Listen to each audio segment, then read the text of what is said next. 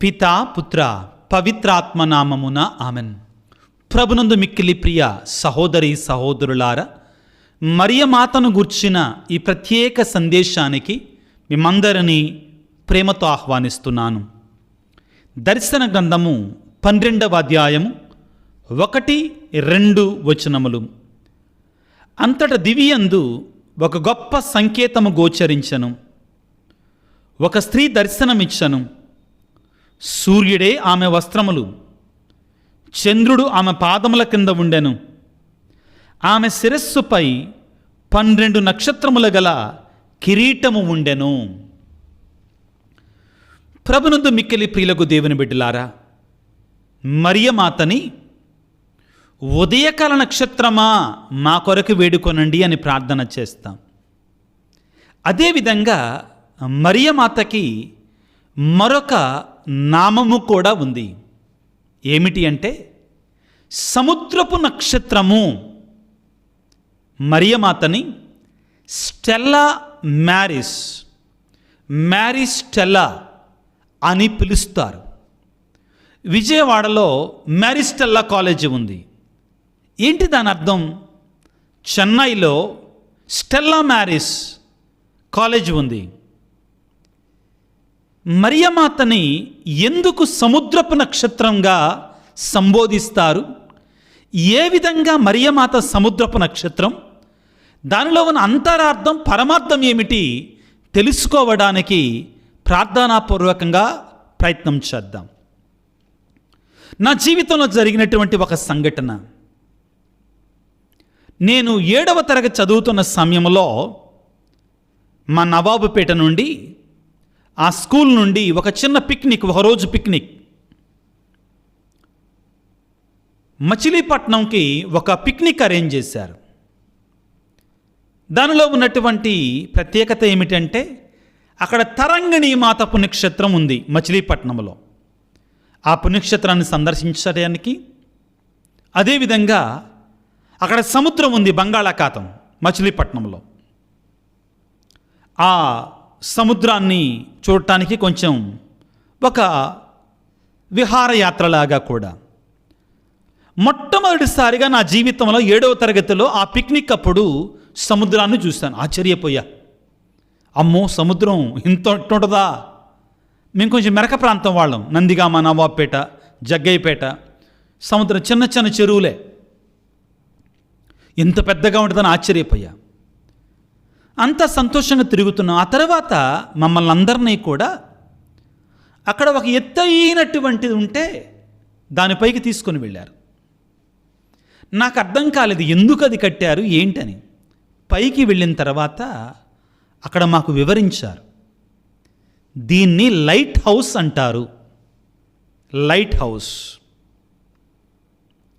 ఆ light house దేనికోసం అంటే రాత్రిపూట పడవలు, ఓడలు వస్తున్నప్పుడు దాని మీద లైటు తిరుగుతూ ఉంటుంది, చాలా దూరం వరకు వెళుతుంది. ఆ వచ్చేటువంటి వారికి ఇది మార్గం, ఒడ్డుకు చేరుకుంటున్నాం అని తెలియజేస్తుందని మాకు వివరించారు. ఆ రోజుల్లో బాగా గుర్తుంది.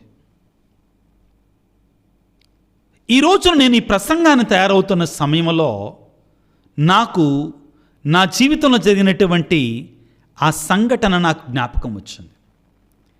తద్వారా నాలో తలెత్తిన ప్రశ్నలు ఏంటంటే, ఆ కాలంలో ఎంత టెక్నాలజీ లేదు కదా, ఈ విధంగా గూగుల్ మ్యాప్స్ కానీ లేకపోతే వివిధ రకాల టెక్నాలజీ లేవు కదా.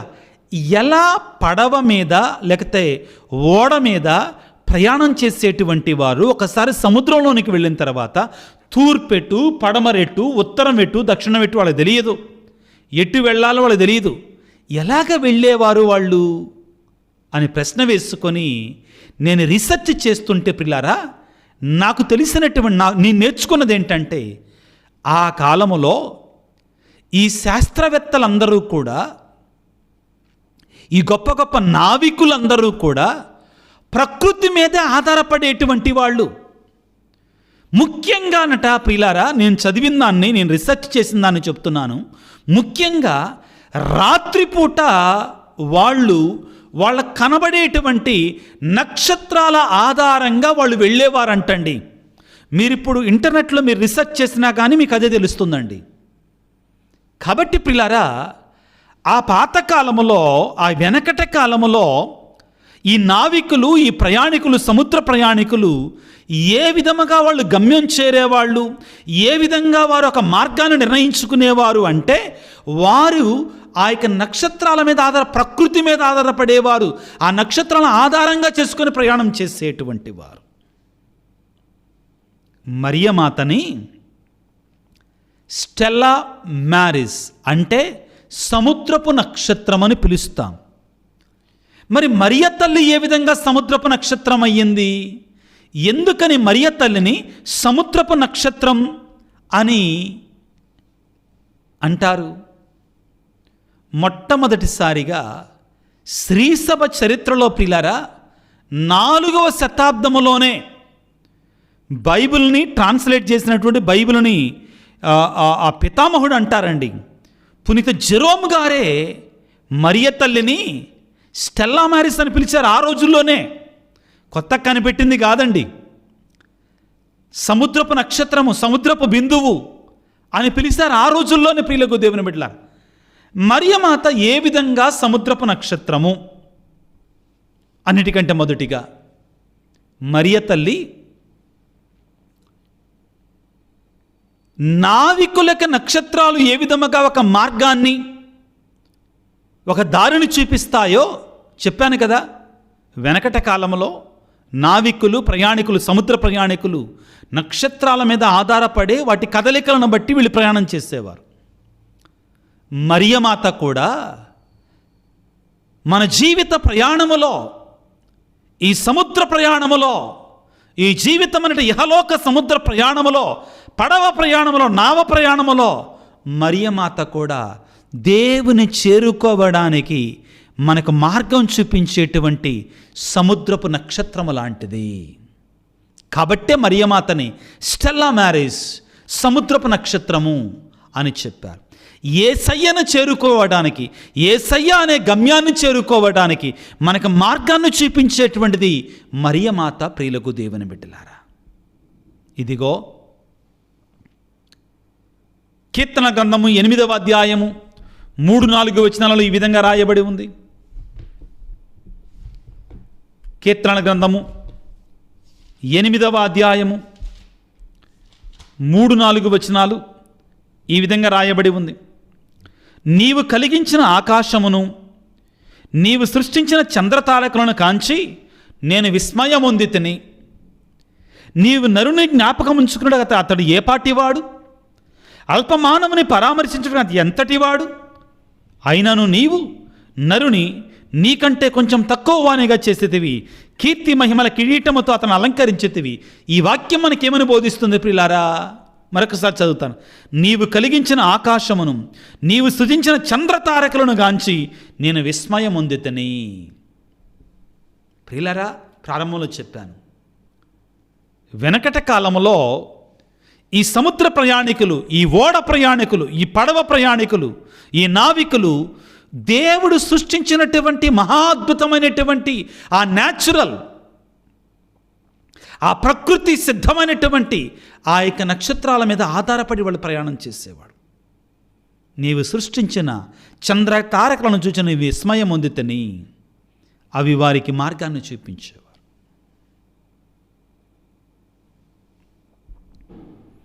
అదే రీతిగా ప్రియులారా, మరియ తల్లి కూడా మనందరికీ కూడా యేసయ్య దగ్గరికి మన ప్రయాణములో ఉండగా, మన ఈ ఇహలోక జీవిత ప్రయాణములో ఉండగా యేసయ్య వద్దకు నడిపించేటువంటి నిజమైనటువంటి తారక, నిజమైనటువంటి ఆ సముద్రపు నక్షత్రం మరియమాత. ప్రియులారా,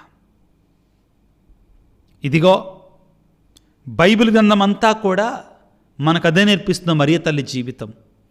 యోహాను సువార్త 2వ అధ్యాయం 5వ వచనములో మరియమాత కానాపల్లి పెళ్లి విందులో అక్కడున్న సేవకులతో ఏమని చెప్పింది? మీరు ఆయన చెప్పినట్లు చెయ్యండి.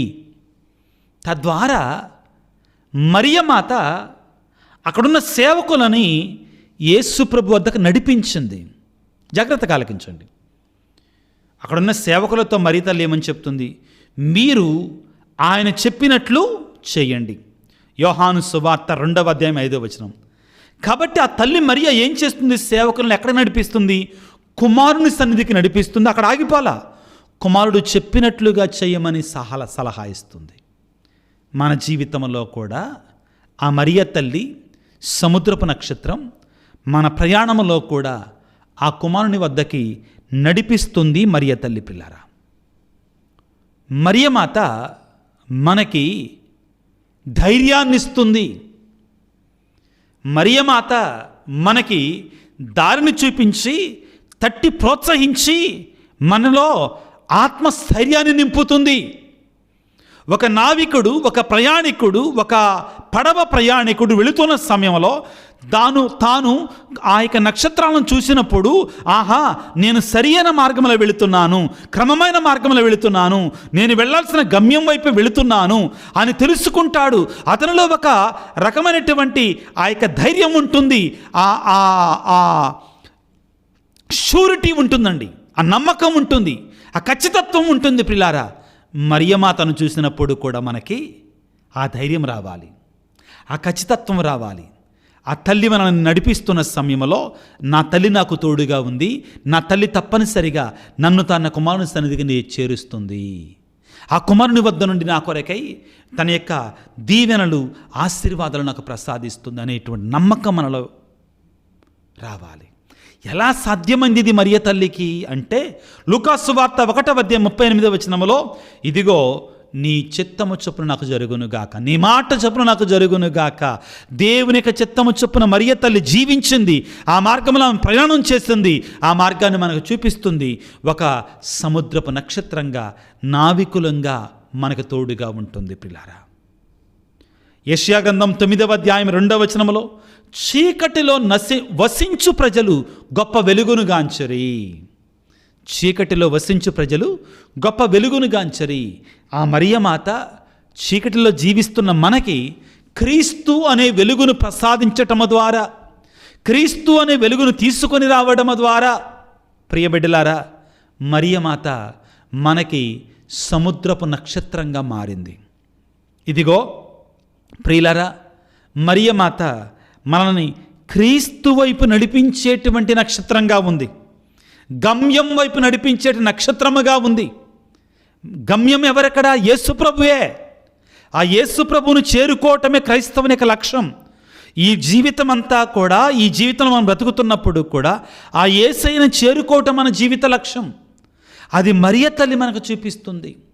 ఫాతిమాలో, లూర్దు నగరంలో, గుడలూపేలో ఇప్పుడు మరియ తల్లి ప్రస్తుతం ఎక్కువగా దర్శనమిస్తున్నటువంటి ఆ యొక్క మెడ్జుగోరిలో మరియమాత దర్శనమిచ్చినప్పుడల్లా కూడా ఏమి చెప్తుంది? మీరందరూ కూడా నా కుమారుని యొక్క సన్నిధికి రావాలి, పాపులు మారు మనసు పొందాలి, హృదయ పరివర్తన చెందాలి, మంచిగా పరిశుద్ధంగా మారాలి, నా కుమారుని యొక్క స్వరాన్ని వినాలి, నా కుమారుని యొక్క మాటలు వినాలి. ఇవే కదా మరియ తల్లి చెప్పేది ప్రియులారా. తద్వారా మరియ తల్లి ఏ విధముగా ఉంది? సముద్రములో ప్రయాణం చేస్తే నావికుల యొక్క నక్షత్రాలను చూసి ఏ విధంగా గమ్యాన్ని చేరుకుంటారో, మరియ తల్లి కూడా మన గమ్యమైనటువంటి క్రీస్తును చేరుస్తుంది. ఈనాడు ప్రియులారా, ప్రత్యేకంగా ప్రార్థన చేసుకుందాం. అమ్మ తల్లి మరియమాత, లోకం సరిగా లేదు, లోకం బహుభయంకరంగా మారిపోయింది. ఇటువంటి క్లిష్టమైన, కష్టమైనటువంటి ప్రపంచమంతటా కూడా తుఫానులు చెలరేగుతున్నాయి, ఆత్మీయ తుఫానులు, పాపమనే తుఫానులు వివిధ రూపాలలో. ఇటువంటి భయంకరమైన అలల మధ్యలో నడి సంద్రములో ఉన్న మనకి, అమ్మా తల్లి, మాకు మార్గాన్ని చూపించేటువంటి సముద్రపు నక్షత్రంగా ఉండి నీ కుమారుని సన్నిధికి సురక్షితముగా స్వర్గమనే గమ్యాన్ని మమ్ము చేర్చమ్మా అని వేడుకోవాలి. అవును ప్రియులకు దేవుని బిడ్డలారా, ఆ తల్లి మనందరినీ కూడా దేవుని సన్నిధికి చేర్చుతుంది. కాబట్టి పునీత బోనవెంతూరు గారు, చాలా గొప్ప పునీతుడు, పునీత బోనవెంతూరు గారు ఏమంటున్నారంటే, మరియమాతను చూచేవారికి చీకటి ఎప్పుడూ ఉండదు. మరియతలను చూస్తూ నడిచే వాళ్ళకి చీకటి ఎప్పుడూ ఉండదు. ఎందుకంటే ఆమె ఉదయ తారగా వేకువ తారగా వెలుగుతూ క్రీస్తు అనే సూర్యుడి వెలుగును ప్రకటిస్తుంది. చూడండి ఎంత చక్కగా చెప్పారు. ఆ తరువాత లూయి ది మాన్ఫోర్ట్ గారు ఏమంటారంటే, యేసును చేరుకోదలసినటువంటి వాడు ఈ ప్రయాణంలో ముందుగా మేరీ అనే తారను అనుసరించాలి. యేసును చేరుకోవాలనుకునేవాడు ముందుగా మరియా అనే తారను మనం అనుసరించాలంటండి. ఎలాగా? యేసు ప్రభువును చేరుకోవటానికి ముగ్గురు జ్ఞానులు ఏ రీతిగానైతే మత్తయి శుభవార్త 2వ అధ్యాయంలో ప్రియులారా ఆ యొక్క తారను అనుసరించారో, మనం ఇహలోక జీవితంలో ఆ మరియా అనేటువంటి మరియ తల్లి అనేటువంటి తారని మనం అనుసరించి క్రీస్తును చేరుకోవాలి అని పునీత లూయిస్ ది మాన్ఫోర్ట్ గారు చెప్తున్నారు. ఏమంటున్నారంటే, యేసును చేరాలి అనుకున్నటువంటి వాడు ముందుగా మరియా అనే తారను అనుసరించాలి. ఆమె ద్వారా మాత్రమే మనం సురక్షితముగా యేసు వైపు ప్రయాణం చేయగలం. ఆ తర్వాత మరణించినటువంటి పరిశుద్ధ 2వ జాన్ పాల్ పాపు గారు ఆ మరియ తల్లి ఆ సముద్రపు నక్షత్రాన్ని గురించి ఏమని చెప్పారో తెలుసా? మరియమాత సముద్రపు తార, సముద్రపు నక్షత్రం. ఆమె మనల్ని ఈ ఆధునిక సముద్రములో విశ్వాసము కోల్పోకుండా కాపాడుతుంది. జాగ్రత్తగా వినండి. ఈ ఆధునికమైనటువంటి సముద్రములో విశ్వాసాన్ని కోల్పోకుండా కాపాడుతుంది. యాత్రికులమైనటువంటి చర్చి ఆమెను చూచినప్పుడు, ఈ సంఘం అనేటువంటి స్త్రీ సభ ఆమెను చూచినప్పుడు సురక్షితముగా యేసు తీరమును చేరుతుంది అని పలుకుతుంది. చివరిగా పునీత అగస్తీను గారు మరియ తల్లి గురించి ఏం చెప్తున్నారో విందాం. ప్రపంచం అనే సముద్రము ఎన్నో కలతలతో నిండి ఉంది. సముద్రంలో ఏ విధంగా అలలు ఉంటాయో పునీత అగస్తీను గారు అంటున్నారు, ఈ ప్రపంచం అనే సముద్రము ఎన్నో కలతలతో నిండిపోయి ఉంది. దేవుడు మనకి ఒక నక్షత్రాన్ని ఇచ్చాడు, ఒక తారను ఇచ్చాడు. ఆ తారే మరియ తార, మరియ అనేటువంటి తార. మన దృష్టిని నిత్యము ఆమె వైపు నిలిపినప్పుడు ఆమె మనల్ని దేవుని సన్నిధికి తప్పనిసరిగా చేరుస్తుంది. ఎంత గొప్ప మాటలు ప్రియులారా, గొప్ప గొప్ప పునీతులు పలికినట్టు మాటలు. ఆ మరియ తల్లి, ఆ సముద్రపు నక్షత్రం, ఆ సముద్రపు తారని మనం కూడా అనుసరించుదాం. ఈ లోకమనే సముద్ర ప్రయాణములో, పడవ ప్రయాణములో, నావ ప్రయాణములో ఆ మరియ తల్లి మనకు చొక్కానిగా, సముద్రపు నక్షత్రముగా తన కుమారుని చేరుకునేట్లుగా మనం ప్రార్థన చేద్దాం. ప్రియమైన బిడ్డ, నీ జీవితంలో శ్రమలతో, బాధలతో, కష్టాలతో కొట్టుమిట్టాడుతూ నా జీవితం నడి సముద్రములో ఉండిపోయింది, నేను అలా సుడిగుండంలో మునిగిపోతున్నాను అంటున్నావా?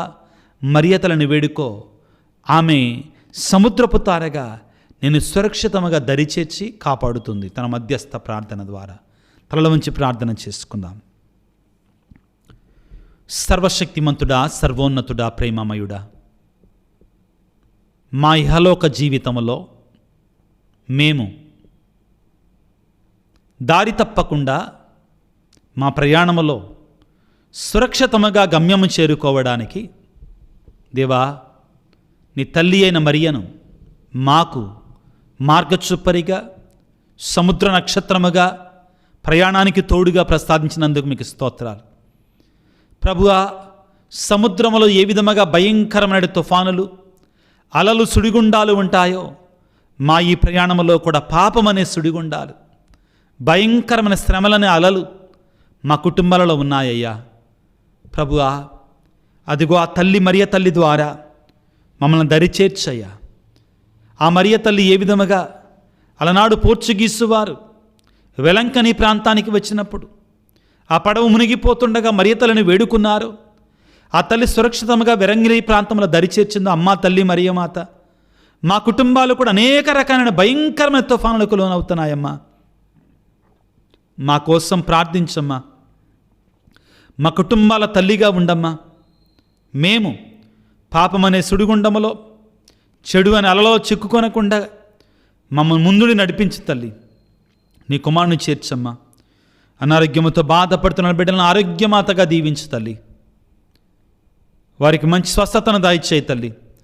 కుటుంబాలలో అనేక రకాల సుడిగుండాలు, అనేక రకాల అలలు, అనేక రకాల శ్రమలు ఉన్న సమయంలో అమ్మా తల్లి మరియమాత, కుటుంబాల మాతగా ఉండి మమ్మల్ని దరిచేర్చమ్మా. కుటుంబాలను దీవించమ్మా. అనారోగ్యంతో ఉన్నటువంటి వారి కొరకు ప్రార్థన చేయి తల్లి. ముఖ్యంగా తల్లి మరియమాత ఎవరైతే వేదనతో, బాధలతో, కష్టాలతో, కన్నీటితో మా కొరకు ప్రార్థించండి అని వేడుకున్నారు. వారందరూ నీకు నీ మధ్యస్థ ప్రార్థన ద్వారా నీ కుమారుని యొక్క దీవెనలతో నింపమని ఆశీర్వదించమని మనాదులైన క్రీస్తు ద్వారా వేడుకొనుచున్నాము తండ్రి. ఆమెన్. ప్రభువు మీతో ఉందురుగాక, మీ ఆత్మతో ఉందురుగాక. సర్వశక్తిగల సర్వేశ్వరుడు పిత, పుత్ర, పవిత్రాత్మ ఆ మరియ తల్లి మధ్యస్థ ప్రార్థన ద్వారా మందరాన్ని చల్లగా దీవించి కాపాడుదురుగాక. అందరం భక్తితో దేవర ప్రసాదం చేతనడిన మరియమ్మ వందనము. ప్రభువు మీతో ఉన్నారు. స్త్రీలలో ఆశీర్వదించబడిన వారు మీరే. మీ గర్భఫలముకు యేసు ఆశీర్వదించబడిన వారిని. పరిశుద్ధ మరియమ్మ సర్వేశ్వరుని యొక్క మాత, పాపాత్మలమైనడు మా కొరకు ఇప్పుడును మా మరణ సమయమందున ప్రార్థించండి. ఆమెన్. God bless you. దేవుడు దీవించుగాక. ఆమెన్.